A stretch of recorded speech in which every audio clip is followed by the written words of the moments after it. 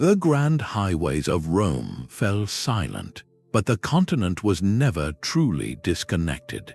This is the story of the trading routes that quietly connected early medieval Europe, the hidden arteries that pulsed with life long after the empire's final breath. By the end, you will see the so-called Dark Ages in an entirely new light, not as a time of collapse, but as an era of ingenious adaptation and silent rebuilding.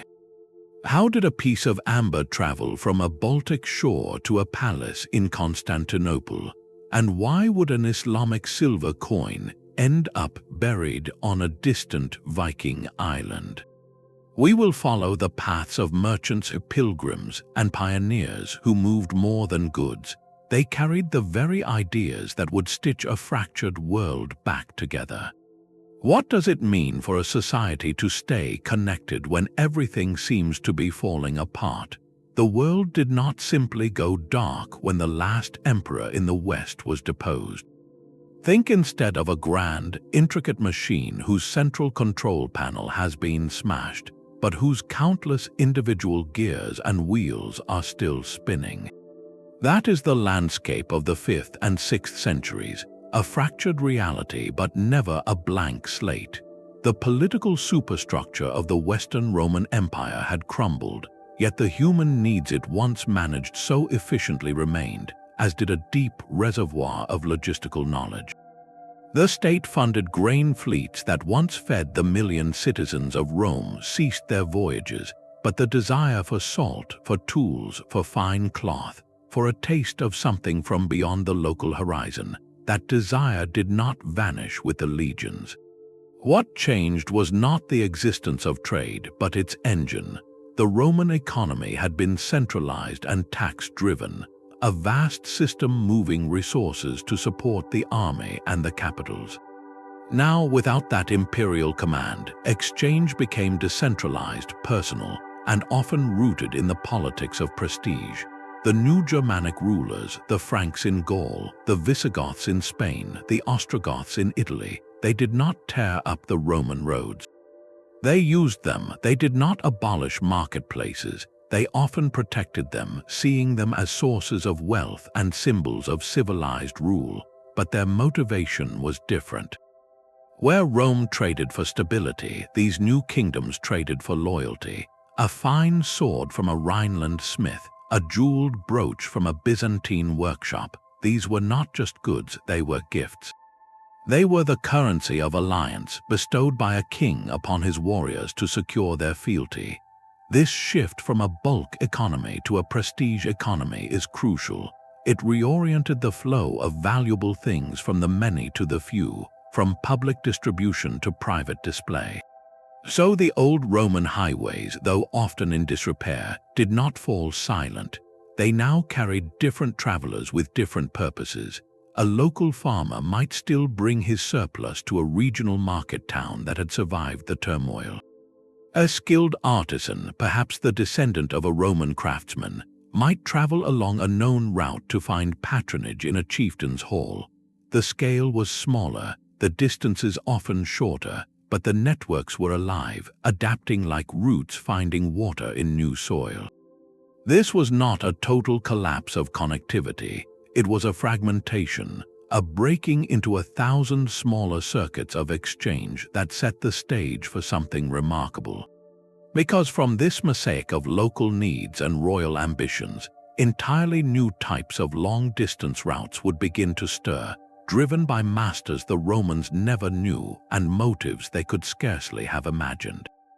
That fossilized resin, golden and warm, began its journey in a place that seemed a world away from the old Roman centers. Along the storm-lashed coasts of the Baltic Sea, communities had harvested amber for generations, washing up from ancient forests submerged beneath the waves.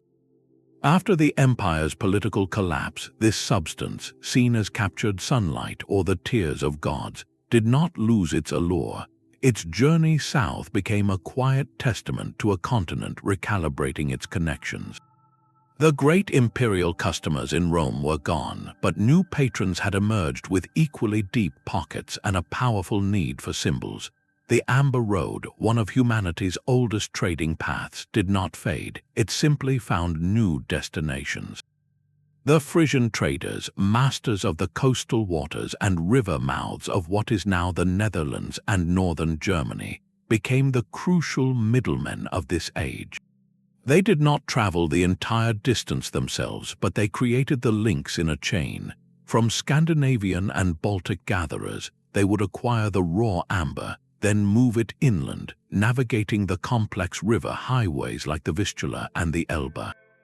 These waterways were the true arteries of post-Roman trade, far more vital than the crumbling paved roads, carrying goods and people deep into the heart of the continent. This route performed a silent, continuous diplomacy, connecting vastly different worlds. It linked the pagan societies of the north, with their own rich traditions of amber craftsmanship for amulets and ritual objects, with the rising Christian Frankish kingdom to the south. Frankish elites, building their own version of civilized authority, coveted amber for intricate jewelry and for use in religious items like rosary beads, seeing in its translucence a metaphor for divine light.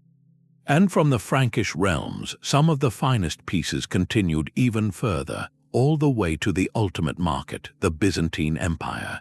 In the dazzling capital of Constantinople, amber from the distant, foggy north was a supreme luxury, a tangible piece of exotic mystery that could adorn a noble or grace an imperial chapel. But this was never a one-way flow. Think of it as a conversation. In return for the amber, the northern elites received goods that spoke of sophistication and power, beautiful glassware from Frankish and Rhineland workshops, finely crafted weapons, and perhaps most importantly, silver. Islamic silver coins, called dirhams, flowing north from the caliphates through Byzantine and Khazar intermediaries, often ended up as payment in the Baltic. These coins, found in hoards across Scandinavia, were not just money, they were raw material, melted down to create the iconic neck rings and arm rings that displayed a chieftain's wealth and far-reaching connections.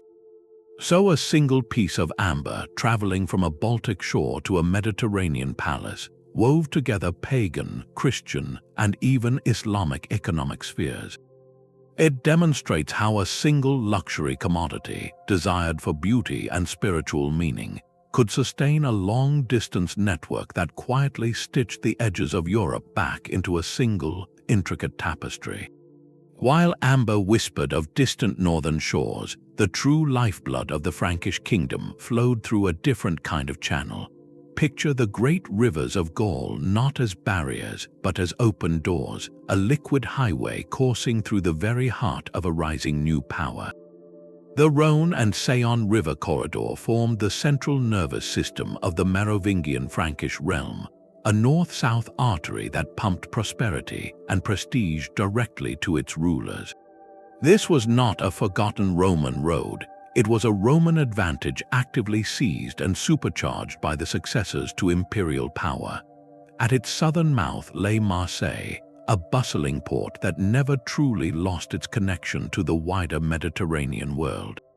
Even as political control shifted, ships from the Byzantine Empire and the rising Islamic caliphates still docked there, unloading cargoes that spoke of an older, more cosmopolitan order. From these docks, the rivers carried a taste of that world deep inland. Amphorae of olive oil and wine, precious rolls of Egyptian papyrus for royal charters, and exotic spices began their journey north, borne on the current and the backs of bargemen. In return, the north sent its own wealth southward, raw materials like wool and timber, and in a grim reality of the age, individuals bound for servitude, a trade that was a tragic feature of economies across the ancient and medieval world. The control of this flow was everything. For Frankish kings like Clovis and his descendants, mastery over the Rhône-Saône corridor was less about geography and more about economics. It was the ultimate source of their authority and wealth. They did not blockade these rivers, they monetized them, by granting toll rights to loyal bishops or monasteries, and by guaranteeing safe passage and market privileges in key towns like Lyon. They turned geography into gold. Every barge paying a toll was a coin in the royal coffers. Every merchant under royal protection was a testament to the king's power to provide order. This route demonstrates a profound truth about the post-Roman world. The new kingdoms were not passive inheritors of a dead empire's infrastructure. They were active curators and exploiters of it. They understood that trade was not a luxury, but a tool of statecraft. By fostering this corridor, the Frankish kings did more than acquire fine wine for their tables. They maintained a tangible, continuous link to the Mediterranean world of their Roman predecessors. They accessed the goods that symbolized civilized rule, and in doing so, they broadcast a powerful message to their followers and rivals alike. They were not mere warlords in a broken landscape. They were the guardians of a functioning system, the benefactors who could deliver the treasures of a wider world. This riverine highway ensured that the heart of Europe never stopped beating to a Mediterranean rhythm, quietly proving that the legacy of Rome was not just in stone, but in the very currents of commerce. But the story of Europe's rebirth was not confined to its western rivers.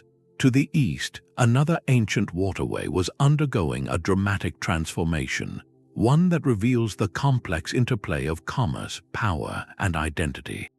The Danube River, for centuries the hardened northern frontier of the Roman Empire, a line of forts and watchtowers against the unknown, was becoming something entirely new in the early medieval period. It was becoming a bridge, no longer a barrier meant to keep people out. Its currents now carried them in, facilitating a dizzying mix of exchange that would reshape the continent's eastern half. This shift was driven by new powers rising on its banks. From the vast Eurasian steppes came the Avars, formidable horsemen who established a powerful, if often feared, nomadic empire centered on the Hungarian plain. Later, the Bulgars, another steppe confederation, would cross the river and forge their own kingdom, blending with the local Slavic population. Holding the southern, lower reaches of the Danube with tenacious grip was the Byzantine Empire, the direct heir to Rome, viewing this great river as both a vulnerable border and a vital commercial artery. This tense three-way dynamic between steppe nomads, settled Slavic communities, and the Byzantine superpower turned the Danube basin into the ultimate contact zone. It was a bustling, often precarious marketplace of not just goods but of entire ways of life. The goods flowing along this route tell a vivid story of mutual need and desire. From the sophisticated workshops of Constantinople came treasures that symbolized imperial grace and Christian piety, exquisite silks that shimmered with gold thread, delicate jewelry of cloisonné enamel, and religious icons. These moved north and west, destined for the halls of Avar Coggins and Frankish kings who craved the legitimacy such objects conveyed. In return, the north sent the raw bounty of its forests and the skill of its smiths, luxurious furs of beaver and sable, heavy jars of thick honey and beeswax for candles, and the formidable, pattern-welded swords forged by Frankish craftsmen that were coveted by warriors across the continent. Yet the Danube's true significance ran deeper than luxury. This corridor was a conduit for people and ideas on a monumental scale. It facilitated the great Slavic migrations into the Balkans, movements of whole communities that would permanently alter the ethnic and linguistic map of southeastern Europe. It provided the path for Byzantine missionaries like Saints Cyril and Methodius, who traveled north to spread Orthodox Christianity and even created a new alphabet, the Glagolitic, to translate scripture for Slavic peoples. And of course, it was the highway for the swift-moving Avar cavalry, whose raids could strike deep into Frankish territory, but whose elites also eagerly adopted the very Byzantine luxuries they sometimes seized by force. This reveals a core truth about early medieval trade. it was never a sterile economic activity happening in a vacuum. Commerce along the Danube was inseparable from diplomacy, from occasional conflict, and from profound cultural exchange. The river valley itself often served as a kind of neutral ground, a place where vastly different societies, from mounted steppe warriors to Byzantine diplomats to Slavic farmers, were forced to interact, to negotiate, and to adapt. Here, a Frankish sword might be traded for Byzantine silk, not just for its beauty, but as part of a fragile peace treaty. Here, a Slavic chieftain might accept baptism not only for faith, but to secure a powerful ally in Constantinople. The Danube, in its relentless flow, was quietly knitting together a new Eastern Europe, proving that connection, even when born of tension, could be as powerful a force as any empire. A silver coin minted in the bustling markets of Baghdad could, within a few years, be resting in the dark earth of a Scandinavian island. This was the astonishing reality of the Islamic silver pipeline, a riverine superhighway that redirected the very flow of wealth in Europe and ignited an age of northern expansion. From the 8th century onward, a torrent of silver dirhams began pouring north from the Abbasid Caliphate, a realm of immense prosperity stretching from the Middle East to North Africa. The caliphs in Baghdad and their provincial mints had access to rich silver mines, and this precious metal became the fuel for a trade network of breathtaking scale and ambition. But how did this Middle Eastern silver reach the frozen forests of the north? The answer lies with the master navigators and intermediaries of the East, the Volga River Bulgars and the Khazar Khaganate. These peoples controlled the vital Volga River route, a liquid road running from the forested north down to the Caspian Sea. The Khazars, in particular, established a powerful, multi-ethnic empire that acted as the essential middleman, a buffer and a bridge between the Islamic world and the vast, resource-rich lands of what is now Russia and Ukraine. They facilitated the exchange, taking a cut of the wealth and providing security along a perilous journey. Into this system came the Rus, Scandinavian traders and adventurers who pushed their iconic longships down the river systems of Eastern Europe. They came not initially as raiders but as merchants drawn by the magnetic pull of silver. At great trading emporiums like Bulgar on the Volga, a frenetic marketplace of languages and cultures emerged. Here, the northerners offered goods that were commonplace to them but priceless luxuries in the sun-baked courts of the Caliphate. They brought dense bundles of luxury furs, sable and fox pelts that spoke of winter's heart. They brought glistening amber and the rare, creamy ivory from walrus tusks, perfect for intricate carvings.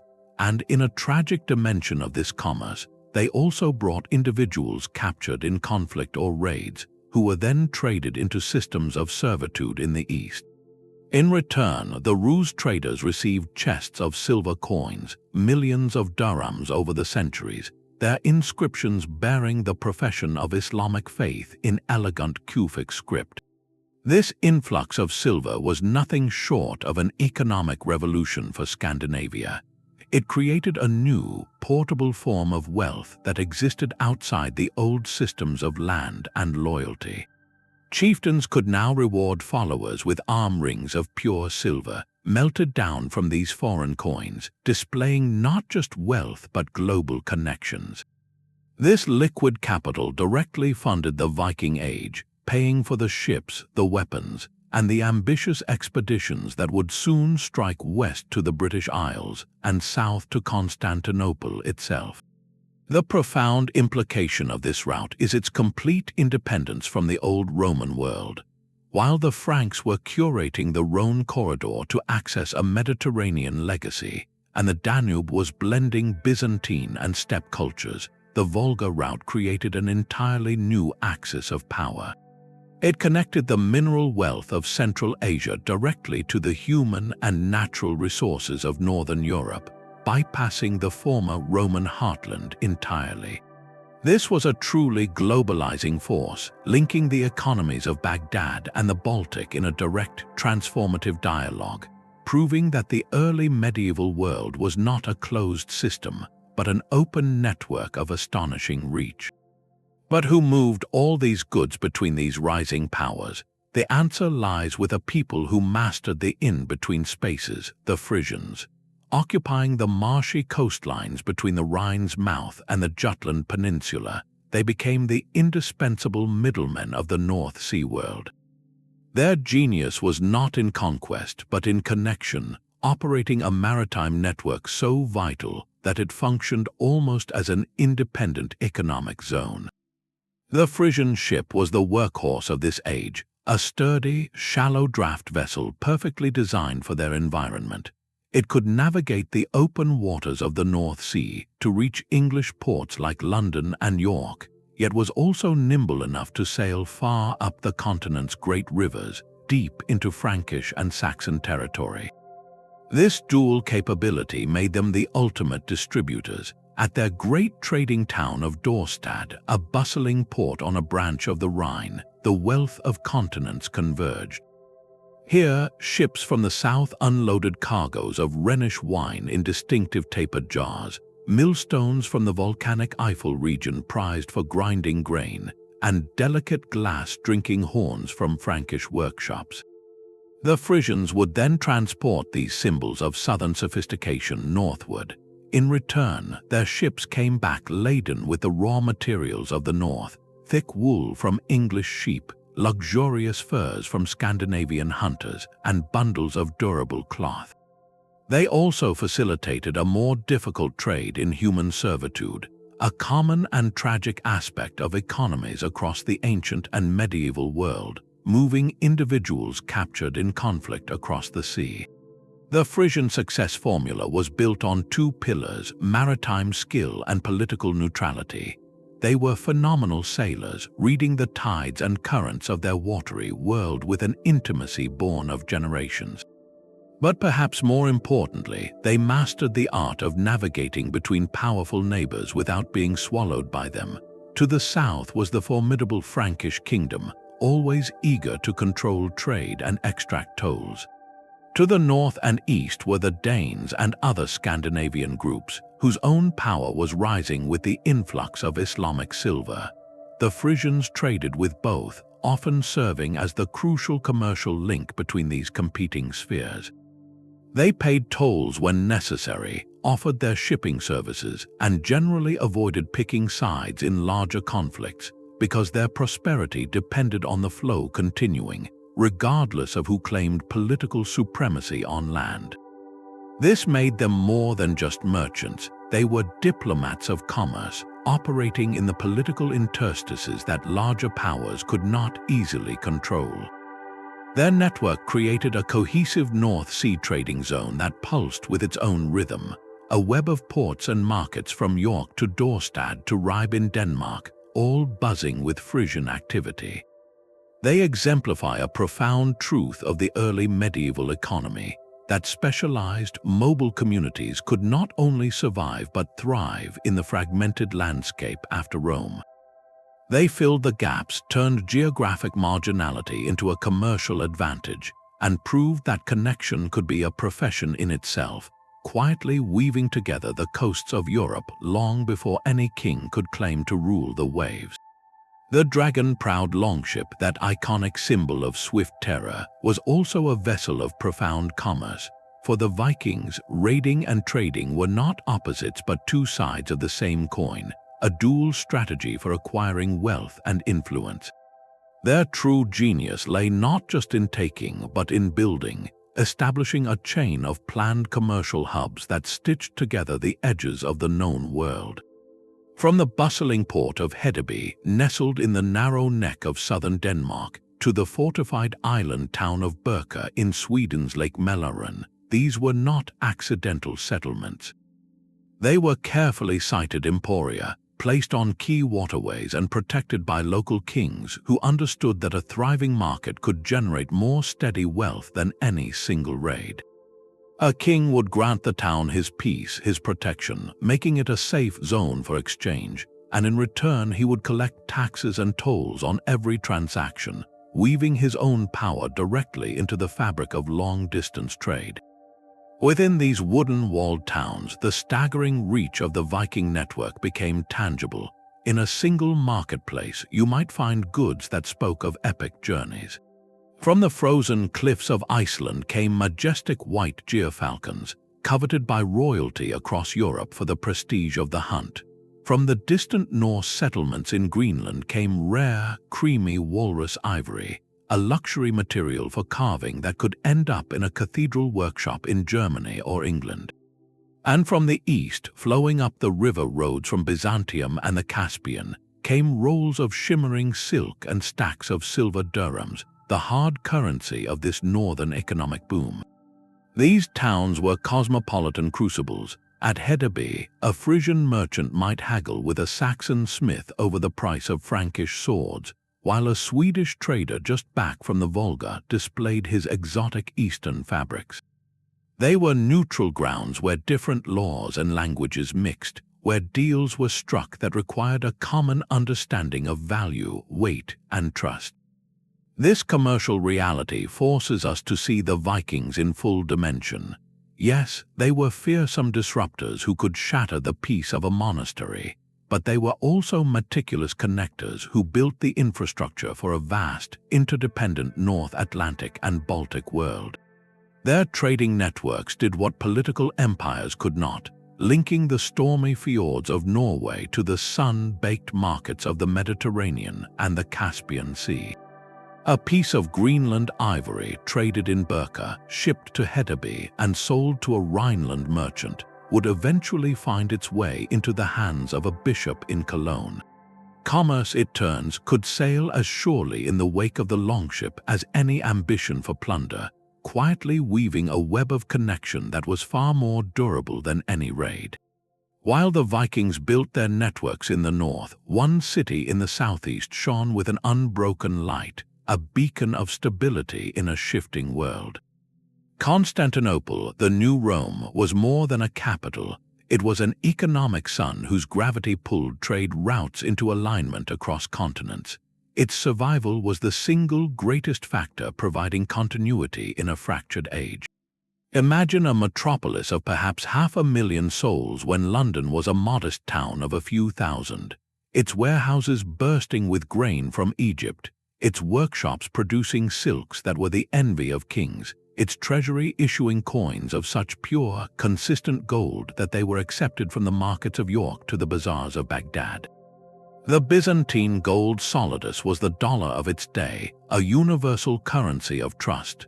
Its weight and purity were guaranteed by the enduring strength of the state that minted it, making it the preferred medium for treaties, ransoms, and the largest commercial deals. This financial stability created a predictable, hungry market. The city's insatiable demand was threefold. First, luxury goods for its unimaginably wealthy aristocracy and lavish imperial court, everything from Baltic amber and Frankish glass to Persian carpets and Indian spices. Second, the raw materials for its legendary industries, especially the state-controlled silk workshops that turned imported thread into fabrics worth their weight in gold. And third, the most basic necessity of all, food, to sustain its colossal population. This demand forged routes like iron filaments to a magnet. From the west, the ancient Roman Via Egnatia was meticulously maintained, a land bridge across the Balkans bringing merchants and pilgrims from Italy directly to the city's gates. From the north, the Black Sea became a Byzantine lake, its ports like Cherson receiving the river-borne trade from the Dnieper and Don, funneling Slavic wheat, salt, and the all-important furs from the Rus down to the capital. Even the Islamic caliphates, often political and military rivals, were deep trading partners, exchanging silver and spices for that coveted Byzantine gold and silk. This enduring pull underscores a profound historical truth. The Eastern Empire's survival provided a fixed point of reference, a stable economic pole in a spinning world. While kingdoms rose and fell in the West, Constantinople's markets were always open, its gold always sound, its demand always constant. It offered a guarantee of value that allowed risk-taking merchants from vastly different cultures to find common ground. A Varangian guardsman from Scandinavia could be paid in solidi, then use those same coins to purchase silks to send back home, completing a circuit of commerce that linked the fjords to the Bosphorus. The city did not just participate in trade, it orchestrated it, setting the rhythms and values for half the known world, proving that a single point of brilliant, unwavering light could guide an entire continent through its long night of transformation. High in the Alpine valleys, far from the noise of kings and the routes of merchants, another kind of engine was quietly humming. The monastery of St. Gall, with its orderly cloisters and silent scriptorium, presents an image of perfect withdrawal from the world. Yet if you listen closely, you can hear the sounds of an enterprise in motion, the lowing of cattle from its vast farms, the scrape of the coopers' adze making barrels for its famous beer, the murmur of scribes recording not just scripture but the price of grain. This was the hidden economic power of the early medieval monastery, an institution that was both a spiritual retreat and a remarkably sophisticated commercial hub. To sustain a community of hundreds required a constant, reliable flow of supplies, and the solution was to become self-sufficient on a grand scale. Monasteries like Bobbio in Italy or Luxeuil in Francia were not just churches, they were the centers of sprawling agricultural estates called villi, worked by lay brothers and tenant farmers. They produced massive surpluses of wine from their vineyards, wheat from their fields, and cheese from their dairies. This surplus did not simply sit in a storeroom, it entered the wider economy. A monastery might trade its excellent wine for high-quality iron from a nearby region or sell its surplus wool at a seasonal fair. Their location was never accidental. Many, like those along the routes to Santiago de Compostela, were placed precisely on major pilgrimage roads. To the weary traveler, they offered a sacred refuge, a bed, and a hot meal. But they also provided a secure marketplace, a place where pilgrims could exchange their local currency, purchase supplies, or even buy a lead badge as a souvenir of their journey. This constant flow of people made monasteries critical waystations, funnels for news, gossip, and commercial information from across the continent. But their most profound contribution to the network of trade was archival. Within the scriptorium, amid the copying of beautiful Bibles, monks meticulously recorded the mundane details of economic life. They wrote charters that granted land to the monastery, which tell us what that land was worth and what it produced. They copied toll records that list the goods merchants were moving along nearby rivers. They preserved wills and contracts, the dry paperwork that proves a vibrant, legally conscious world of exchange was operating far from royal courts. In this way, the monastery walls preserved not only faith but the very memory of commerce. They became fixed nodes in a vast informational network, their scribes the quiet accountants of an emerging European economy. This reveals a beautiful duality. The sacred and the secular were not separate realms. The quest for spiritual perfection required a foundation of impeccable earthly logistics, turning these houses of prayer into some of the most stable and reliable engines of connection in an uncertain age. Amidst the flow of amber, silk, and silver, another kind of commodity moved silently along these same routes, its value measured in human life. The trade in individuals was a pervasive and tragic feature of the early medieval economy, a dark undercurrent to the story of connection. From the war-torn frontiers of the British Isles to the vast forests of Slavic Europe, conflict and raiding created a constant supply of captives. These individuals, stripped of their freedom, became a significant source of wealth for those who controlled the trade routes. The Viking port of Dublin was not just a hub for furs and wool, it was one of the largest slave markets in the North Atlantic. Here, captives from Ireland, Scotland, and even farther afield were gathered before being shipped to distant buyers.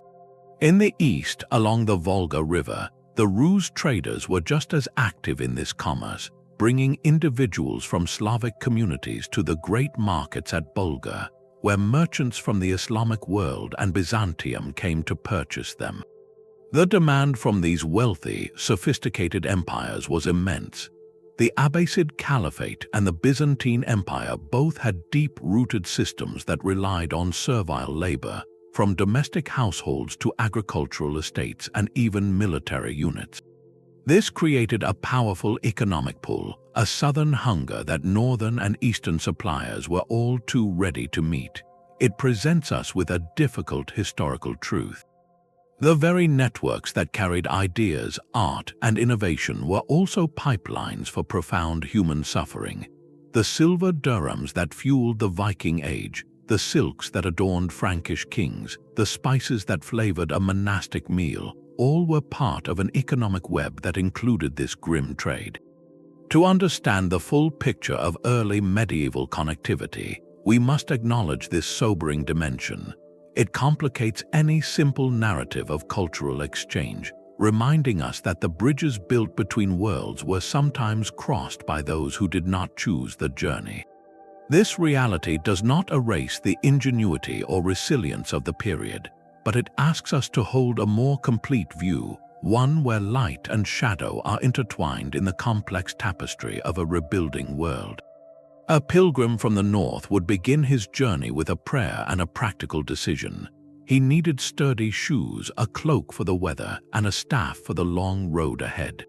His destination was Rome, the city of saints and apostles, but the path he walked was the Via Francigena, a route that had evolved from ancient tracks into a highway of hope. This was not a solitary trek of pure contemplation. It was a movement of thousands, a human river flowing south that would reshape the landscape it passed through. Every pilgrim required sustenance, shelter, and security, a constellation of needs that sparked an entire economy of devotion. Along the route, enterprising locals saw opportunity. A farmer's widow might begin selling bread and cheese to passing travelers from a stall by the roadside. A blacksmith would find constant work reshoeing the horses and mules of wealthier pilgrims. In key mountain passes or at river crossings, where the journey slowed, full-fledged market towns began to coalesce, their calendars synced to the rhythms of the pilgrimage seasons. The demand was so predictable it became an engine for local development, turning remote valleys into connected waystations. The church itself became the most organized provider. Monasteries like the great Abbey of Cluny in Burgundy positioned themselves as spiritual and physical waypoints.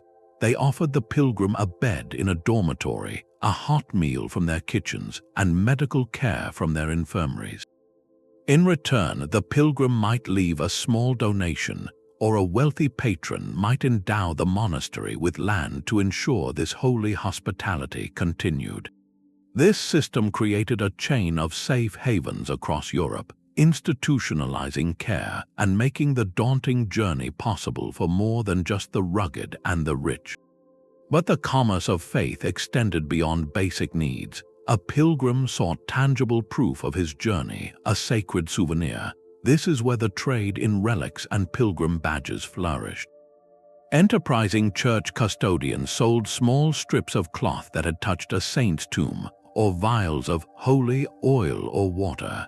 More officially, pilgrims purchased cheap, mass-produced badges made of lead or tin, stamped with the symbol of their destination, the keys of St. Peter for Rome or the scallop shell for Santiago de Compostela. Sewn onto a hat or cloak, these badges were a wearable testament, a form of spiritual credential recognized by everyone on the road. They were also a brilliant piece of grassroots marketing, advertising the shrine and inspiring others to undertake the journey. The roads to Rome, Jerusalem, and Santiago thus became Europe's first tourist arteries, pulsing with a mix of piety and commerce. A spice merchant from Venice might join the stream of pilgrims for safety in numbers, using the protected route to move his wares north while fulfilling a vow. News from the papal court in Rome traveled back to England on the lips of returning clergy. architectural styles, musical innovations, and even new farming techniques hitched a ride with the faithful. The pilgrimage route became a broadband network for the early Middle Ages, carrying data in the form of stories, songs, and observed customs. This reveals a profound truth about how medieval Europe rebuilt its connective tissue.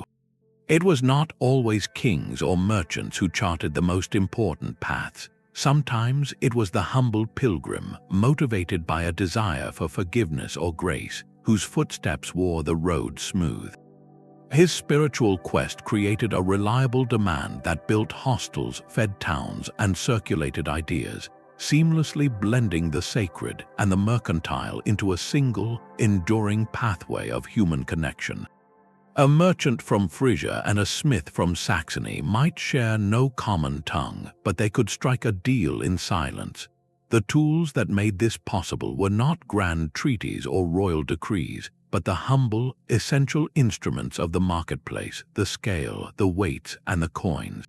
In a world without a single dominant power, a dizzying array of currencies jostled in a trader's purse. The rock-solid Byzantine gold solidus, the elegant silver dirham from the Islamic caliphates, the smaller silver denarius minted by Frankish kings, and even curious little coins known as seaters, crudely imitated by Anglo-Saxon rulers in England, all circulated side by side.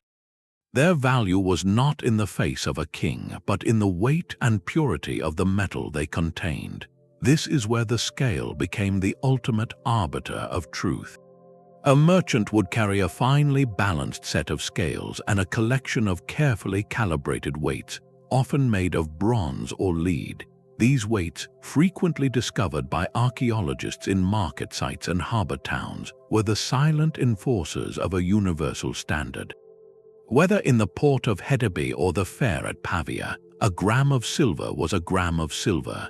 The scale translated the bewildering variety of coins into a common language of value, cutting through the noise of different designs and inscriptions to assess real worth. This system demanded a sophisticated commercial literacy. A trader needed to recognize the distinctive stamps and scripts of dozens of minting authorities, judge the wear on a coin, and know the subtle differences in alloy. The most fascinating evidence of this awareness comes from a coin minted not in Baghdad but in England. In the late 8th century, King Offa of Mercia, a powerful Anglo-Saxon ruler, ordered a gold coin to be struck.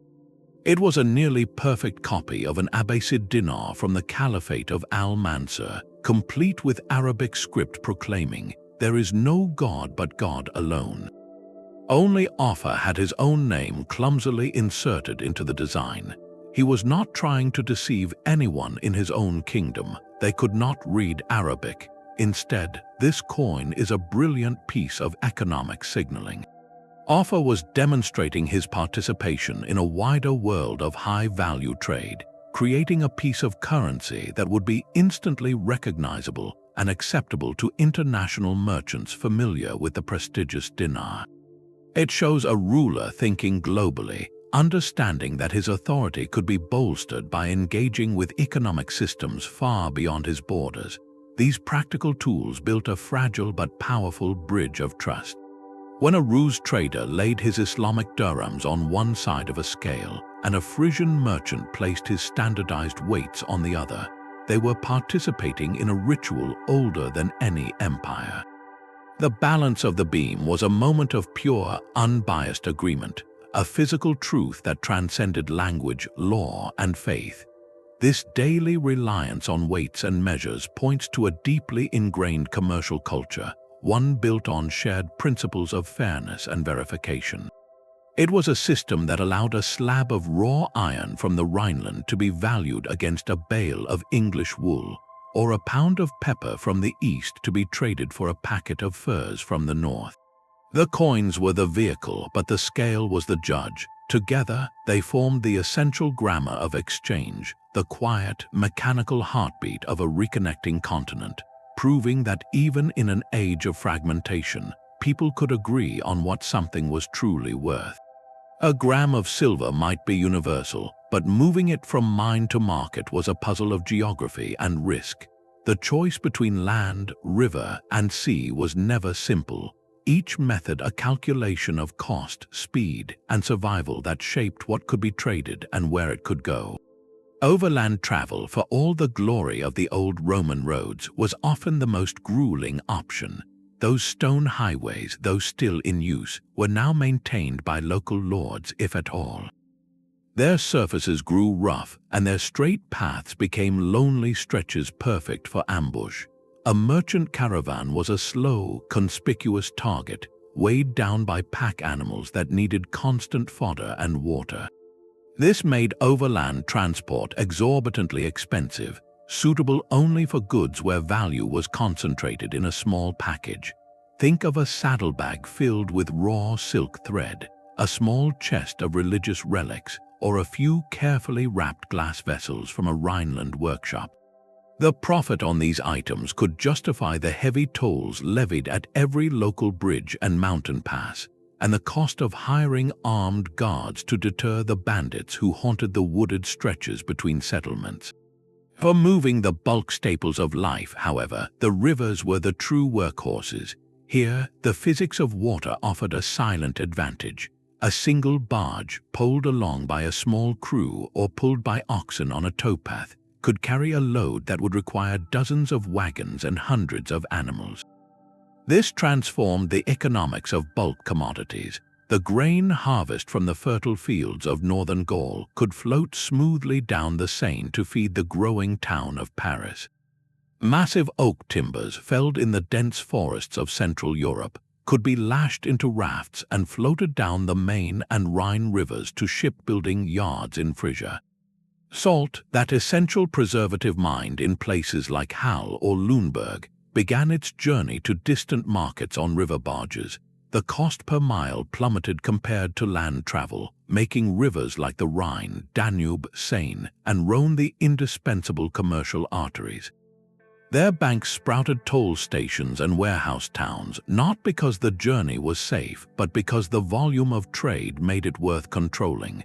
For the longest leaps, nothing could match the open sea. Maritime travel was the most efficient engine for distance, a fact known since antiquity but harnessed with new intensity in this era. A Viking longship or a Frisian cog could cover in a week what might take a month by river and land combined. The sea lanes created direct dialogues between distant cultures, allowing Islamic silver from Spain to reach the British Isles, or Byzantine wine amphorae to turn up in London. But this efficiency came at the price of immense vulnerability. The sea was an unpredictable and terrifying force. Sudden North Sea storms could shatter the stoutest vessel, sending a fortune in furs or Frankish swords to the bottom. And the coastline, like the forest roads, held its own predators. Pirates, whether opportunistic locals or organized raiders, knew that a laden ship was a treasure chest adrift. The risk meant that maritime cargo, like overland cargo, often skewed toward high-value items, but the ship's hold allowed for much greater volume. A single successful voyage could make a merchant's fortune, while a single storm could end it. The genius of the early medieval system was its flexibility, its multimodal web. A trade route was rarely just one type of journey. That block of Baltic amber might travel south on a Viking ship across the Baltic, be transferred to a river barge to ascend the Vistula, then be packed onto mules for an overland trek to the headwaters of the Danube, before finally floating down river to the Black Sea and a Byzantine ship. At each transition point, at the river port or the market town at the road's end, a local infrastructure of carters, boatmen, innkeepers, and warehouses emerged to facilitate the handoff. This complex logistics network was not planned by any central authority. It was an organic response to the landscape and the new political map. A merchant's choice was dictated by a simple calculus. What are my goods? Where are they going? Who controls the territory in between? And what is the season? The answer wove together footpaths, river currents, and sea lanes into a resilient, adaptable whole. proving that commerce will always find a way to flow, even when it has to chart its own course between the cracks of a broken world. The scales balanced silver, but the true weight of these journeys was measured in the invisible cargo they carried. Every ship laden with amphorae, every barge piled with furs, every merchant's saddlebag was also a moving library, a delivery of ideas that would quietly reshape the continent. Commerce was the vehicle, but culture was the passenger. Consider the path of a single Byzantine silk garment, its intricate pattern of griffins and eagles woven in threads of gold. It might travel from a Constantinople workshop to the court of a Frankish king, a symbol of his power and connection to the ancient Roman legacy. But the story does not end when it is placed in a treasure chest. A local artisan, perhaps an Anglo-Saxon weaver visiting the king's hall, would see it. She would study the symmetry of the design, the interplay of colors, and carry that visual language back to her own loom. Soon, those distant, mythical beasts might begin to appear in the borders of a gospel book illuminated in a Northumbrian monastery, translated from Byzantine silk to vibrant English ink. This was not copying, it was a conversation across 1,000 miles mediated by the simple act of trade. Technologies traveled the same hidden routes. The heavy-wheeled plow, with its iron coulter that could slice through the dense, wet soils of northern Europe, did not spread by proclamation. It moved farm by farm, carried in the knowledge of migrating families, or demonstrated by a traveling ironmonger selling the new parts.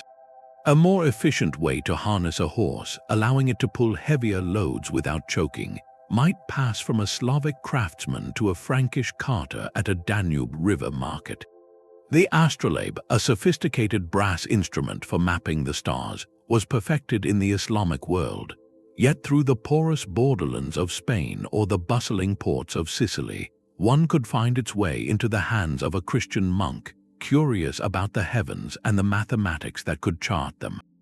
These tools carried entire worldviews within their design, practical knowledge that dissolved borders as effectively as any army. Perhaps the most profound travelers were beliefs themselves. Trade routes provided the safe passage for faith. Christianity did not march north into Germania solely behind a line of Frankish spears. It often walked ahead with a Frankish merchant. That merchant, trading wine and glass for amber and furs, would build relationships and trust. He might explain his own faith to a curious local chieftain, or he might simply live by its tenets, creating a favorable impression.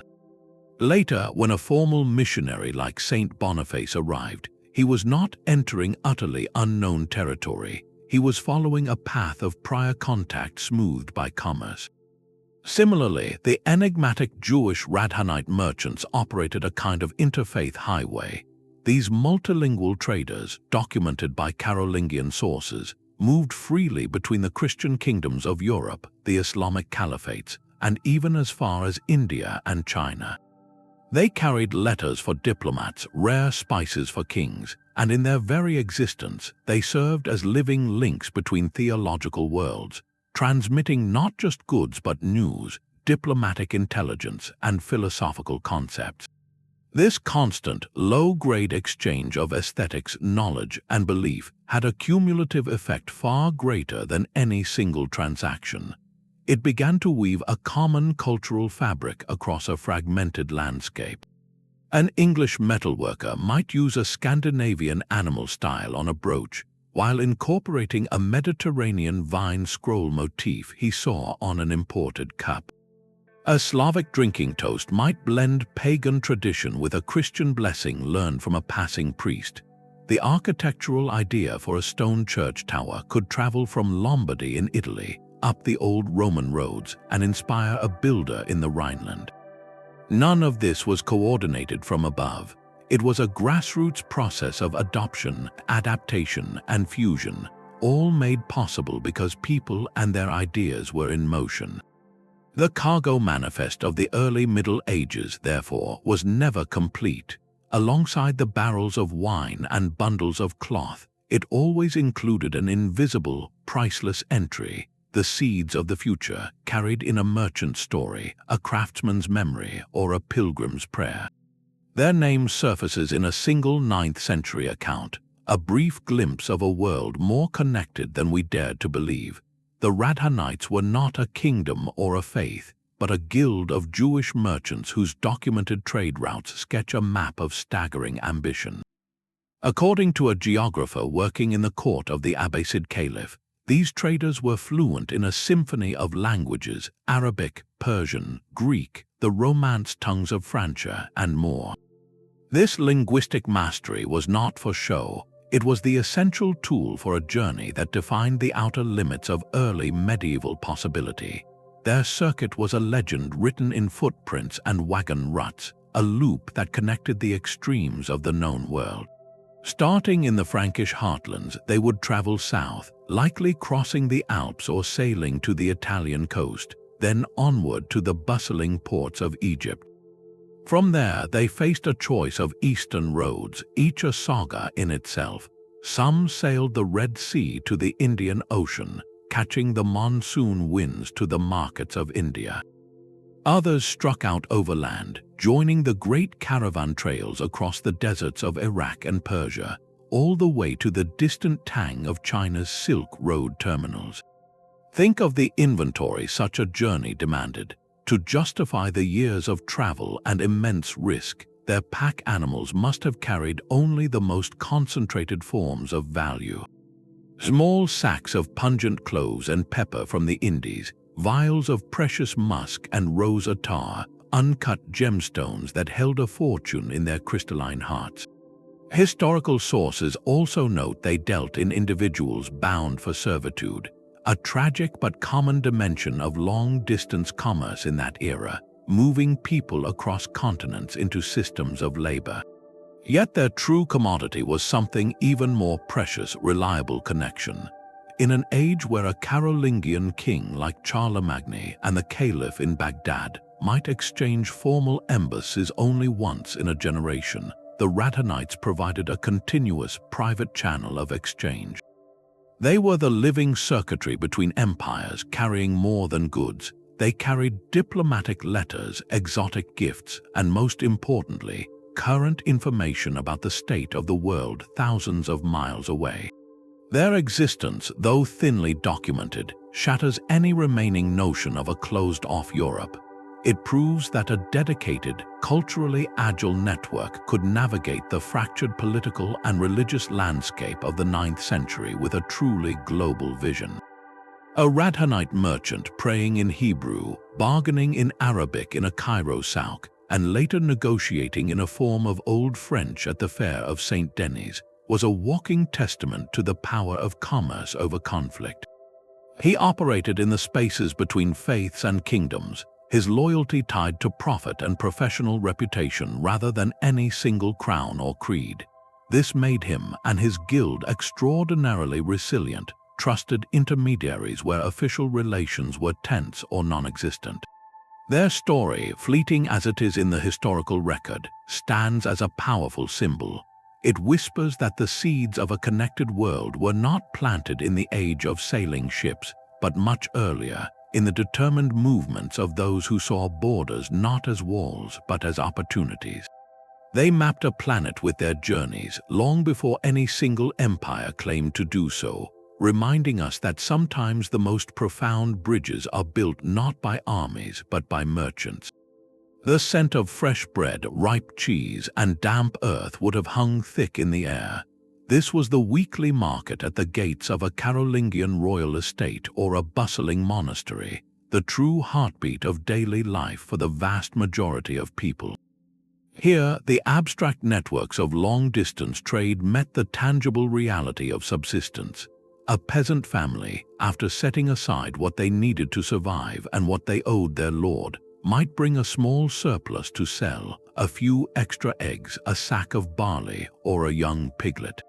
A local blacksmith would display his newly forged plowshares and knives, while a potter arranged her simple, functional wares. This was the capillary level of the economy, where the lifeblood of goods and currency circulated in the smallest vessels, reaching every community. These gatherings transformed raw, localized abundance into a tradable commodity. A farmer's wool sheared from his own sheep was of little value to a Frisian merchant preparing a ship for distant ports. But at the market, that raw wool could be sold to a local weaver or a traveling clothier. Through a series of such small transactions, it might be spun into thread, woven into rough cloth, and then sold again to a larger merchant who amassed enough to make a bale worth transporting across the sea. The market was the essential first step in a chain that could eventually dress a noble in London or a trader in Hedeby. Their importance was not lost on those in power. Kings and local lords did not merely tolerate these markets, they actively fostered and protected them. A successful market generated wealth, and wealth could be taxed. A charter from a king granting the right to hold a market was a precious document, often given to a loyal monastery or a growing town. In return, the crown's agents would collect a small fee on transactions, a toll on goods entering the marketplace, or a licensing fee from the merchants themselves. This created a powerful incentive for maintaining peace and safe access roads, at least on market day. Robbing merchants on the way to a royal market was not just a crime, it was an attack on the lord's own purse. The annual fair, however, was the market's grand and spectacular cousin.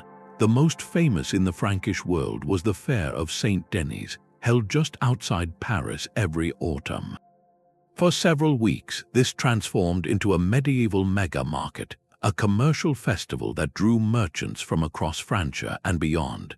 Here, the local and the international collided. A farmer might come to sell his grain and stay to gaze at exotic spices from the east displayed by an Italian merchant. A wine seller from the Rhineland could acquire a load of English wool to take back home. The fair was a wholesale hub, a place where the bulk transactions that fueled long-distance trade were negotiated, but its role extended far beyond commerce. It was a social and informational nucleus. News traveled with the merchants, stories of conflicts in distant lands, rumors of new rulers, or innovations in farming or craft. A new style of metalworking from the Danube region might be demonstrated, its techniques observed and carried home by a visiting smith. Marriages might be arranged between families from different regions, strengthening alliances. The fair was where you went to settle debts, to hear the latest songs and stories from traveling minstrels, and to see and be seen. This constant, cyclical rhythm of weekly markets and annual fairs created a resilient web of local and regional exchange. It ensured that even if the great long-distance routes faltered due to war or shifting politics, the basic mechanisms of trade at the community level kept functioning. They were the training grounds for commercial practices, where trust was built between buyers and sellers, and where the value of goods was learned through haggling and observation. This vibrant, noisy, smelly world of the marketplace was not separate from the grand narrative of amber roads and silver pipelines. It was their essential foundation. Without these thousands of local points of exchange, the continent-wide networks would have had nothing to gather and nowhere to deliver their exotic wares. The market square, in all its humble chaos, was where Europe quietly practiced the art of connection, one transaction at a time. A merchant's journey was measured not just in miles, but in a steady stream of small payments. Every bridge, every ford, every mountain pass presented a checkpoint, a gatekeeper with a hand outstretched. This was the universal reality of medieval travel, the toll. To our modern minds, it can seem like simple extortion, a parasitic tax on movement by local strongmen. But in the fractured landscape of the early Middle Ages, the toll was something far more complex, a crude but functional bargain between risk and security. The lord who controlled a vital river crossing had a natural monopoly. He could, and often did, charge whatever the market would bear. Yet if his tolls were too high, merchants would find another route, however difficult, and his income would dry up. There was a balance to be struck. In theory, and sometimes in practice, the revenue from these tolls was meant to serve a public good. It could pay for the maintenance of the bridge itself, preventing it from collapsing into the river. It could fund the clearing of a forest road, keeping it open and less inviting to those who would prey on travelers. Most importantly, it could finance the conductors, the armed escort. For a higher fee, a merchant caravan or a particularly valuable shipment could receive a detachment of the lord's men to see it safely through his territory and to the border of the next lord's domain. This was protection money in its most literal sense, a privatized security service in an age without police. The great Carolingian rulers understood that unchecked tolls could strangle the commerce that enriched their realms. Charlemagne issued capitularies, royal decrees, attempting to curb excessive tolls and standardize weights and measures across his empire. He wanted the economic lifeblood to flow freely, to reach the palaces and monasteries that were the pillars of his power. His efforts met with mixed success, for the temptation for local counts and bishops to enrich themselves was powerful, and the king's reach was long but not infinite. The daily reality of trade, therefore, was a continuous negotiation. At a wooden toll house by a bridge, a merchant would state his business and declare his goods. The collector, often a minor official or a soldier, would assess the load. Was it 10 barrels of Rhenish wine or 20? Were those bundles common wool or precious sable furs?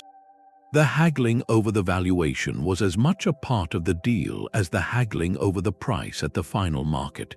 Trust was scarce and corruption was common. A merchant might try to hide a bolt of silk beneath sacks of grain, or bribe the collector to look the other way. The toll collector, in turn, might inflate the value to line his own pocket beyond his lord's due. This tense, gritty interaction was the grease and grit in the gears of long-distance trade. It made the cost of security a fundamental, predictable line item in any venture. A merchant planning a trip from Mainz to Marseille would have to budget not only for ships and wagons, but for a dozen small payments to a dozen different powers along the way. This system was a perfect mirror of the age's decentralized politics. There was no single authority guaranteeing safe passage across Europe, only a patchwork of local deals. The toll was the price of navigating that patchwork, a tangible manifestation of the fragmented sovereignty that defined the post-Roman world. It reminds us that connection always has a cost, and in the early Middle Ages, that cost was paid not to a distant government, but to the man who controlled the bridge right in front of you. The true scale of this hidden economy is not found in dusty chronicles, but in the earth itself. A farmer's plough striking metal on the Swedish island of Gotland, a dredge in a Dutch river revealing the ghostly outline of a hull. These are the moments history speaks without words. Archaeology provides the irrefutable evidence for the quiet connections we have been tracing, a material witness to the flow of goods and ideas. The most eloquent of these witnesses are the coin hoards, like those found across Scotland and Scandinavia. These were not casual losses but deliberate deposits, treasures hidden in times of uncertainty with the hope of later recovery. The composition of a single hoard tells a precise story. It might contain a mix of Islamic dirhams, Byzantine solidi, and Anglo-Saxon pennies, all buried together. This cocktail of currencies, resting in the same clay pot, is physical proof of a trader's journey or a chieftain's diverse income, showing how silver from Baghdad could mingle with gold from Constantinople in a northern homestead. By mapping the distribution and dates of thousands of such finds, archaeologists can literally chart the ebb and flow of silver across the continent, revealing the timing of trade booms and the sudden silences that speak of political crisis or shifting routes. Equally revealing are the silent hulks of shipwrecks, time capsules preserved in river mud. The discovery of a Frisian trading vessel in the Rhine Delta does more than identify a ship type. It provides a frozen snapshot of a specific voyage. The cargo hold becomes an inventory list written in objects. Dozens of heavy basalt quern stones from the Mayan region, destined to become the heart of a village's bread-making, speak of the bulk trade in everyday necessities.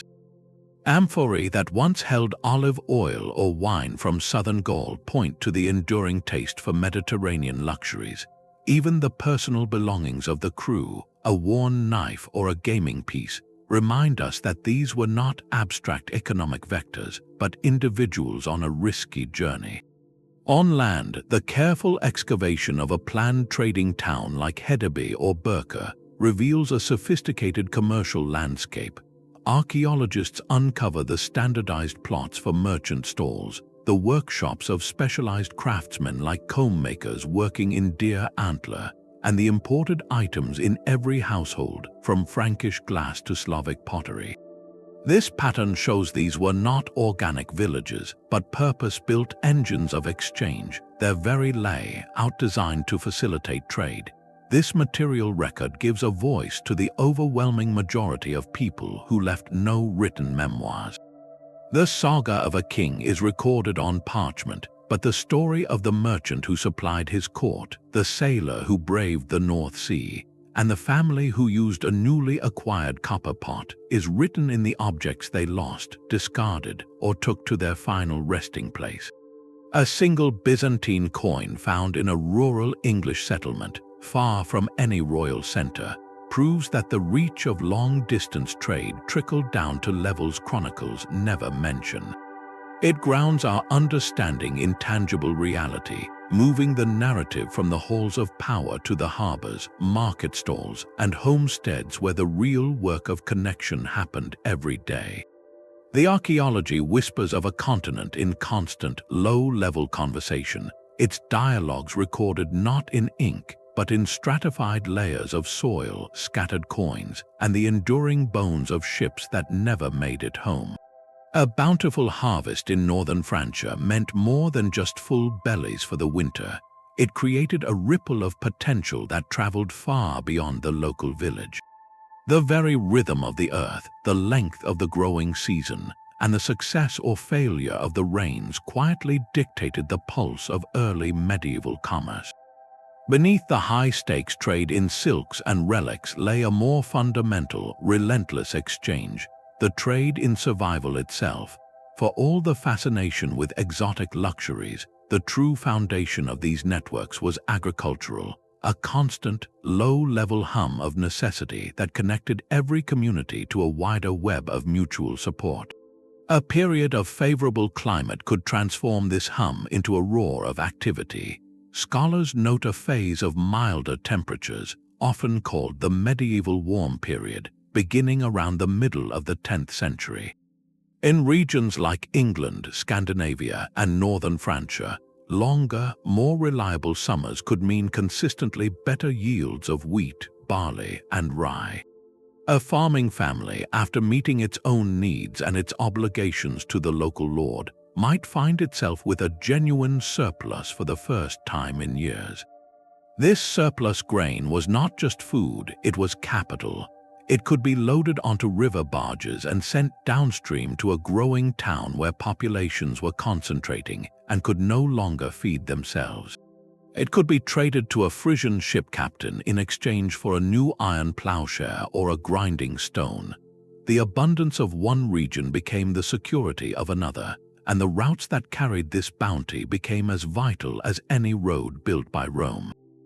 The reverse was equally true and far more urgent. A localized crop failure caused by flooding, early frost, or blight created an immediate and desperate demand. When the stores ran low, a community faced a stark choice: disperse, face severe hardship, or find a way to bring food in from somewhere else. This is where established trade links proved they were more than economic channels, they were lifelines. A network of trusted contacts, merchants who knew the routes and the markets, could redirect grain from a region of plenty to one of scarcity for a price. This grim commerce in basic sustenance underscores that trade was never a luxury. It was a fundamental tool of resilience, a collective answer to the unpredictable brutality of nature. The agricultural calendar didn't just create the goods for trade, it set the schedule for the entire commercial year. Great fairs, like the famous one at St. Denis, were not random events. They were meticulously timed for late summer or early autumn, coinciding with the harvest when farmers had surplus to sell and cash from their sales to spend. Livestock fairs were often held later, after the autumn cull, when animals that wouldn't be fed through the winter were brought to market. These gatherings synchronized the economic heartbeat of entire regions, turning seasonal plenty into a catalyst for broader exchange. It was at these harvest time fairs that the merchant with the Mediterranean spices would find customers with freshly earned coin, and where the wheelwright could sell his year's production to farmers preparing for another cycle. And what were they trading for? The staples were as valuable as any spice. Salt, mined from places like Lüneburg or extracted from coastal pans, was absolutely non-negotiable. Without it, preserving meat and fish for the winter was nearly impossible, making its trade a matter of communal survival. Wool, the raw material for the clothing of almost everyone, moved in vast quantities from the sheep-rich hills of England to the weaving centers of Flanders. Simple iron bars, the raw material for every tool, weapon, and nail, were shipped from production areas in the Rhineland across the North Sea. This constant, unglamorous flow of salt, grain, wool, and iron formed the durable bulk of early medieval commerce. It was a practical, ongoing conversation between landscapes and specializations, a recognition that no single village could produce everything it needed to thrive. So while history remembers the glittering treasures that moved across continents, the silent, ceaseless trade in life's necessities was the true bedrock. It was this exchange that turned isolated settlements into interdependent communities, weaving a safety net of mutual obligation against the ever-present threat of scarcity, proving that the first global networks were built not on gold but on grain. The words we use for the most ordinary things are often the deepest artifacts of exchange. Every time we speak of a coin, or discuss a price, or admire a piece of silk, we are handling linguistic relics, verbal shards left behind by the merchants and travelers of 1,000 years ago. Our vocabulary is a living archive of these forgotten connections, a map drawn not in ink but in syllables. The English word coin, for instance, has a straightforward journey from the Latin cunius, meaning wedge, through Old French, reflecting the minting traditions of the Roman world that persisted in Western Europe. But travel east and the story changes. The common Slavic word for money, dengi, has no Latin roots at all. Instead, it comes from a Turkic word for a small silver coin, a direct linguistic import from the steppe nomads and the bustling markets along the Volga River. This single concept, money, is described by two completely different word families in Europe, tracing two distinct historical spheres of influence, one Roman, the other reaching deep into Central Asia. Perhaps no word better captures the winding complexity of these routes than silk. Its journey is an epic in miniature. It begins with the Chinese, from whom the Greeks first learned of this wondrous fabric, calling it sarikos after the seers, their name for the people of the Far East. This Greek term filtered into late Latin as saricum, and from there it traveled with Roman and then Byzantine traders northward. In Old English it became siolk, and in Old Norse silky. But in the Slavic languages, the word often derives from a different root entirely, linked to the great trading power of the Khazars or other intermediaries on the eastern routes. The very name for the material changed depending on which corridor it traveled, leaving a permanent record in our dictionaries of whether a culture first encountered silk through Mediterranean or Eurasian channels. Even the mechanisms of finance bear the stamp of this cross-cultural dialogue. The modern word check or check finds its origin in the Arabic sak, meaning a written order or legal document. This term entered the commercial lexicon of medieval Europe through Islamic Spain and the bustling trade of the Mediterranean. carried by merchants who relied on these written promises to move wealth without moving heavy chests of coin. It is a quiet testament to the sophistication of early medieval commerce, where trust needed a paper trail, and that practice crossed religious and cultural boundaries with ease. These are not obscure academic curiosities. They are the words we use without thinking, the buried evidence of contact that reshaped how people saw their world. A Frankish trader didn't just learn a new word for a spice from a Radhanite merchant. He absorbed a new concept, a new category for something that previously had no name in his experience. Language was the ultimate traded commodity, one that, once acquired, could never be lost or spent. It adapted, borrowed, and blended, creating a shared conceptual framework that made further exchange possible.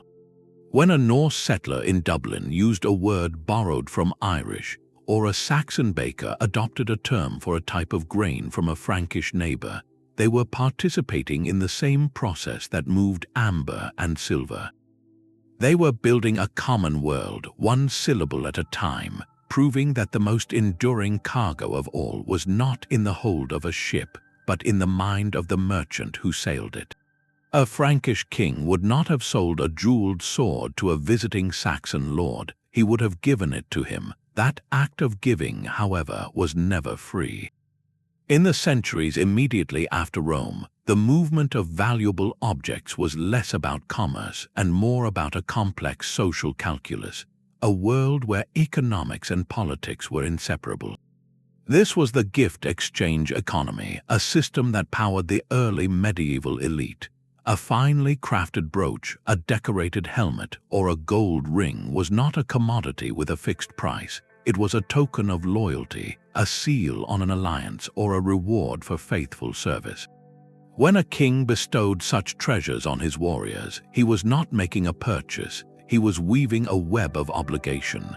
The recipient was now honor-bound to provide military support, counsel, or unwavering fealty in return.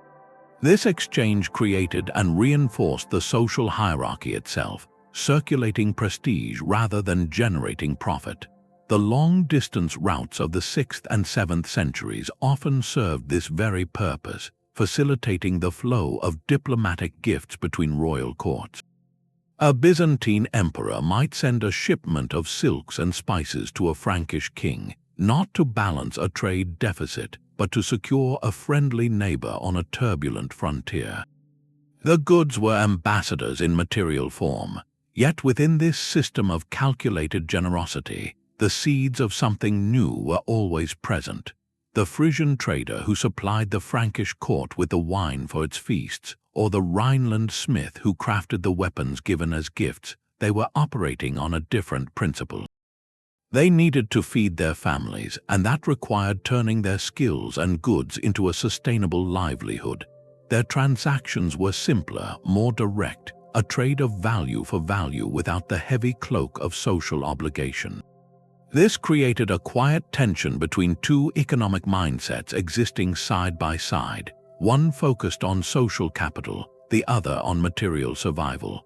The true pivot toward a market mentality is most visible in the explosive growth of the North Sea and Baltic world from the 8th century onward.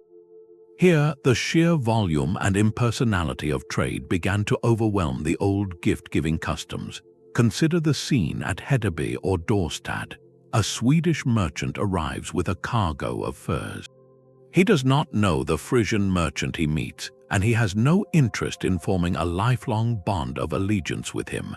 He wants one thing, the best possible price in silver for his goods. Their negotiation is not about building a social relationship. It is a straightforward calculation of weight, quality, and current demand. The scale on the table between them is the perfect symbol of this new objectivity, its balance indifferent to the status or lineage of the men using it. This shift was driven by scale and specialization.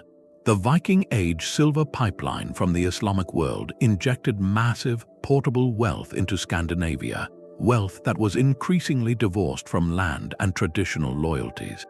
A chieftain could now use silver to hire a ship's crew for a trading voyage with the expectation of a share of the profits, a commercial contract rather than a bond of fealty. The planned trading towns, with their standardized plots and busy harbors, existed for one primary function: to facilitate transactions between strangers. This environment fostered a new kind of professional, the profit-seeking merchant whose identity was tied to his commercial success, not his role in a warrior retinue. Of course, this evolution was never a clean break. Older and newer practices overlapped for centuries. A Viking leader might still distribute plunder or traded silver to his crew in a grand display of traditional gift-giving, reinforcing his role as a generous lord even as the wealth itself was acquired through purely commercial raiding and trading. Kings continued to use gifts for diplomacy, but they also increasingly relied on the tolls and taxes from bustling market towns, a commercial revenue stream that funded their power. The routes themselves transformed to reflect this dual reality. What began as pathways for diplomatic gifts, like those carrying Byzantine silks to Frankish courts, gradually hardened into the established highways of mercantile ventures, frequented by caravans and ships whose primary cargo was opportunity. This gradual overlay of a market mindset on a social exchange foundation did not erase the human need for connection and obligation, but it did create a new layer of economic logic. It meant that a piece of amber could now travel from the Baltic to Constantinople, not because it sealed an alliance, but simply because someone, somewhere, was willing to pay for it. This subtle revolution in thinking turned commerce from a side effect of politics into a driving force of its own, quietly setting the stage for the economic world we would recognize today. Geography was the silent cartographer of early medieval trade, drawing its most vital lines not across open plains, but through its narrowest gates. The true power in this world of connections lay not in controlling vast territories, but in mastering the critical bottlenecks, the geographical choke points where all routes converged and all merchants had no choice but to pay the price of passage. Consider the slender neck of land at Hedeby in southern Denmark. Here, a merchant sailing from the North Sea into the Baltic, or vice versa, faced a brutal choice. The journey around the stormy tip of the Jutland Peninsula was long and perilous, a gamble with the North Sea's fury. The smarter, faster option was to sail into the sheltered inlet at Hedeby, unload your cargo of Frisian cloth or Rhenish wine onto carts, and haul it just over 10 miles across the isthmus to waiting ships on the Baltic side. This short overland portage saved weeks of dangerous sailing. The Danish kings who controlled this strip of land understood its value perfectly. They fortified Hedeby, granted it special trading privileges, and taxed every bundle, every barrel that crossed their territory. That modest strip of soil became a geyser of wealth, funding the rise of Danish royal power and turning a local chieftain into a gatekeeper of continents. Far to the south, the logic of the choke point repeated itself on a mountainous scale.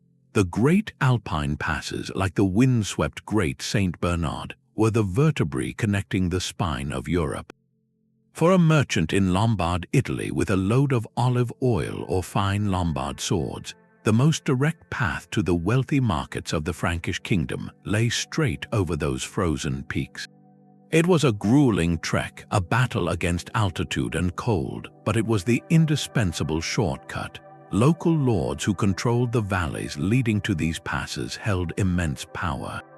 They built hospices for travelers, maintained the narrow paths, and provided guides, and in return they exacted a heavy toll. The wealth of this transit trade built stone castles in high places and funded monastic houses that dotted the approach routes, their very existence a testament to the value of this harsh geography. Control of an alpine pass was a license to print money, a fact that would shape the politics of the region for centuries, creating a class of powerful alpine barons whose authority was carved from the rock itself. Other choke points were not passes but portals between worlds. The Strait of Gibraltar, that narrow gap between the Pillars of Hercules, was the grand switchboard between the Mediterranean and the vast Atlantic. For centuries after Rome, this strait was a zone of contested control, first between Byzantine and Visigothic powers, and later between Christian and Islamic realms. Whoever held the strongpoints on either shore could monitor, tax, or block the flow of ships carrying Islamic silver from Al-Andalus northward, or Byzantine goods heading out into the open ocean. It was less a toll booth and more a strategic valve, regulating the exchange between two immense economic systems. Further east, the journey of the ruse traders down the Dnieper River to Constantinople was punctuated by a series of terrifying natural obstacles, the infamous Dnieper Rapids. Here, the river dropped over granite outcrops in a thunderous, frothing cascade. Navigating them was impossible for laden ships. The procedure was arduous and dangerous. Every vessel had to be unloaded, dragged empty through the raging water or around the rapids along the bank, and then reloaded on the calmer side. This was a moment of supreme vulnerability, a place where travel slowed to a crawl and where local Pecheneg tribes often lay in wait, demanding tribute or launching attacks. Mastering this choke point was essential for the ruse trade with Byzantium, and it required not just bravery but often complex negotiations with the peoples who inhabited the riverbanks. In each of these cases, from the Danish mud to the Ukrainian rapids, geography dictated the flow of wealth, and where wealth concentrated, political power inevitably coalesced. The Khazar Khaganate, that formidable empire of the steppes, derived its strength not from fertile farmland, but from its supreme position astride the lower Volga and Don rivers, controlling the northern routes of the Islamic silver pipeline. They were the ultimate middlemen, taxing the flow between the caliphates and the northern forests. The lesson is clear: in a fragmented world, you did not need to rule an empire to wield immense influence. You simply needed to hold the key to the narrowest gate. The political map of early medieval Europe was, in many ways, a direct tracing of these commercial pinch points. Fortified towns, toll castles, and powerful local lordships emerged precisely where the terrain forced trade to contract into a single, controllable stream. This was the strategic geography of connection, a world where a mountain pass or a river rapid could be worth more than a kingdom, because it held the power to connect everything. A network is only as strong as its most vulnerable point, and the early medieval world was full of them. These intricate webs of trade were not permanent fixtures on the map, but living systems that breathed with the political climate, expanding with stability and contracting with chaos. The Frisian merchants, those masters of the North Sea, learned this lesson harshly in the 9th century. Their prosperity was built on neutrality and safe passage, but the escalating Viking raids shattered that delicate balance. Ports like Dorstad, once a beacon of commerce, became repeated targets. Ships were seized, warehouses plundered, and the predictable safety that merchants relied upon evaporated. The Frisian network did not vanish overnight, but its golden age dimmed as the risk began to outweigh the reward, forcing trade to seek new, less exposed paths. Far to the east, another pillar of the global system suddenly gave way. The Khazar Khaganate, that formidable empire of the steppes which had for so long policed and profited from the Volga silver route, collapsed under pressure from rival powers in the 10th century. For the ruse traders and their Scandinavian partners, this was an economic earthquake. The trusted middlemen were gone. The secure markets at places like Bulgar fell into uncertainty, and the steady pipeline of Islamic dirhams that had fueled the northern economy sputtered. Yet the demand for connection did not disappear with the Khazar state. The trade simply rerouted, finding a new path down the Dnieper River towards the Black Sea and Constantinople instead. It was a longer, more dangerous journey with its own set of rapids and rivals, but it was a testament to the relentless adaptability of commerce. When one road was blocked, merchants simply began carving another. The Mediterranean, too, witnessed dramatic shifts in its commercial geography. The Muslim conquests of strategic islands like Sicily and Crete in the 9th and 10th centuries did not halt trade, they redirected its control. These islands became powerful Islamic emirates, new hubs that now regulated the flow of goods between North Africa, the Byzantine East, and the Italian coast. For Christian merchants from cities like Amalfi or Venice, this meant learning to negotiate with new powers, to pay tolls to different rulers, and to understand a changed political landscape. The goods still moved, the silk, the spices, the olive oil, but the hands that managed the exchange and collected the profits had changed. This was not a collapse of the network, but a hostile takeover of its key nodes, demonstrating that trade could persist even under entirely new management. Through all these upheavals, one element remained constant: the human desire for what lay beyond the horizon. The demand for silk, for silver, for spices, for better tools was a force more durable than any kingdom. Political earthquakes could bury specific routes, topple gatekeepers, and scatter merchant communities, but they could not extinguish the basic impulse to exchange. This resilience points to a profound truth about the so-called Dark Ages. The fragility was in the political structures, not in the connective tissue of society itself. When a route fell, the knowledge of how to build it did not. The memory of markets, the skills of shipwrights and smiths, the understood value of a gram of silver, these were the seeds that lay dormant, ready to sprout again as soon as the storm passed. The story of early medieval trade, therefore, is not a straight line of progress, but a pulse, a rhythm of collapse and recovery, disruption and adaptation. It shows us that connection is a fundamental human project, capable of outlasting empires and weathering the very chaos those empires leave behind. The quiet hum of the early medieval trade routes was not an end in itself, but a prelude to a coming crescendo. The networks painstakingly rebuilt after Rome's political collapse did more than just move goods. They laid down the very tracks upon which the future of Europe would run. The commercial revolution of the 11th century, with its bustling international fairs, powerful banking houses, and independent city-states, did not appear from a vacuum. It grew directly from the roots planted in those centuries of adaptation. The North Sea and Baltic axis, forged by Frisian and Viking traders, matured into the powerhouse Hanseatic League, a mercantile confederation that would dominate northern Europe for centuries.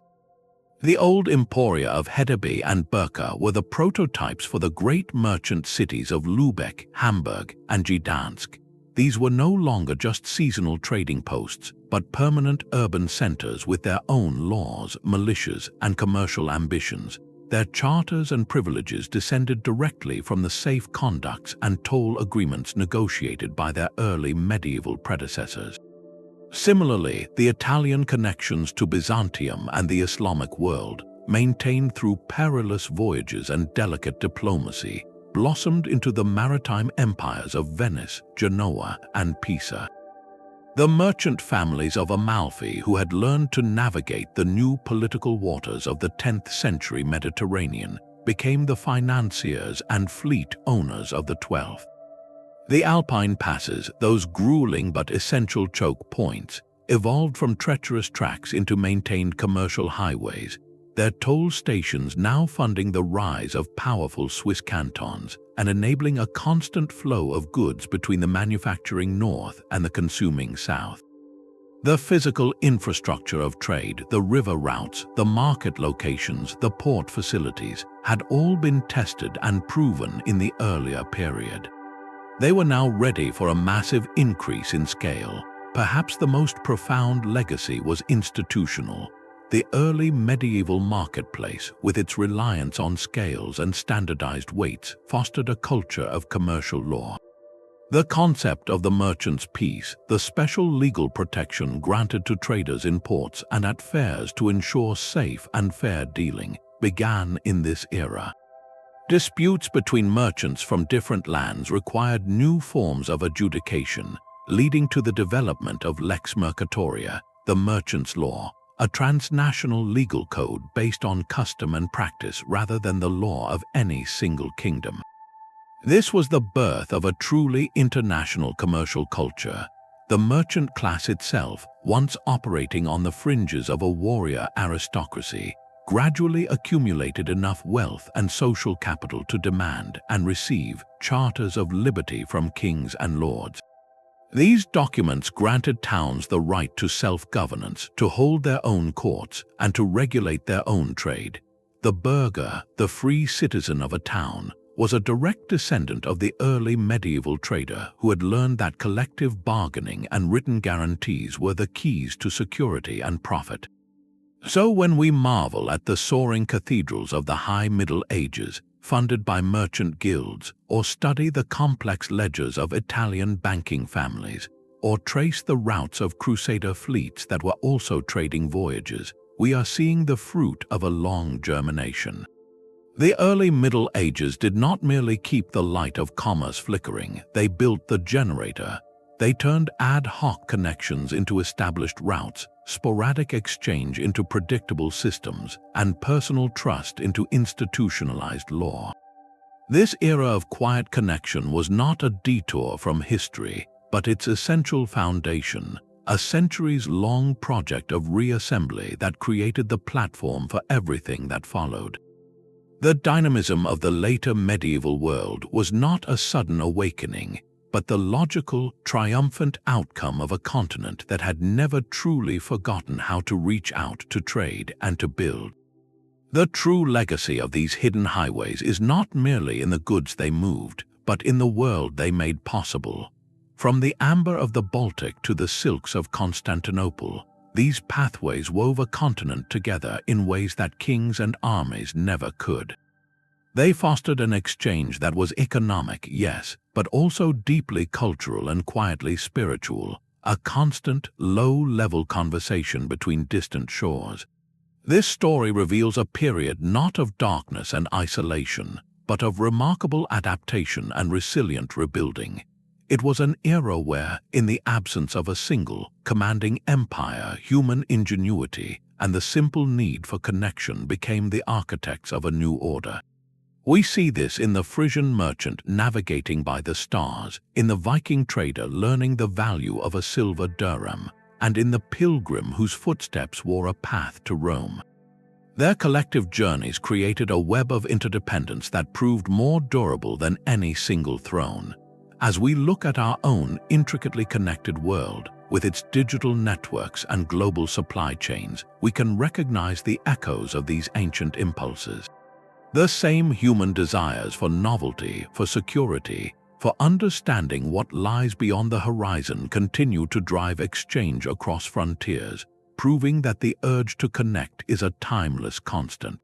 History's grand narratives are often written by the powerful, but the true pulse of an age is felt by the traders on the road, the pilgrims at the shrine, and the craftsmen in the market square. Their quiet movements wrote a different kind of story, one of continuity and quiet hope. If this journey through the hidden arteries of early medieval Europe has changed the way you see that world, consider joining us for more explorations into the past. And let us know in the comments which of these ancient routes, the Amber Road, the Volga Silver Pipeline, or the Pilgrim's Path to Rome, captures your imagination the most.